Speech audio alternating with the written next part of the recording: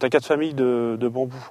Tu vas avoir les nains qui ne vont pas dépasser 1,50 m, les petits qui vont faire 1,50 m à 3 mètres, les moyens qui vont faire de 3 mètres à 9 mètres, et ensuite les géants comme ceux que tu vois qui vont qui vont facilement atteindre 9 mètres et voire plus haut.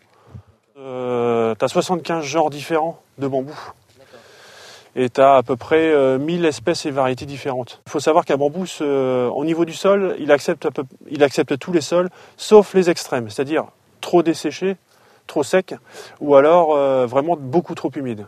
Ce que beaucoup de gens pensent, c'est que le bambou est une plante d'eau, ce qui est complètement faux. Donc la plante, elle va développer ses tiges souterraines partout, de façon circulaire. Et à partir de là, elle va redévelopper des tiges aériennes, ce qu'on voit donc. Tu vas avoir des cannes beaucoup plus resserrées sur ce genre de produit. Ça, c'est de l'Aurea flavarescens inversa, d'accord. Et d'autres qui vont être beaucoup plus espacées,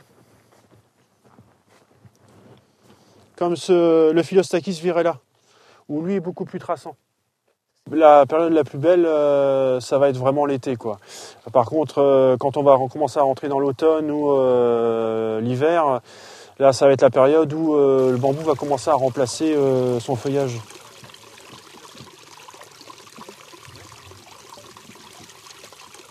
La multiplication du bambou se fait par division. Donc, on arrache un pied mère, si tu préfères, et on le divise complètement sur 2-3 cannes. C'est d'ailleurs pour ça que c'est quand même assez onéreux quand même, comme plante.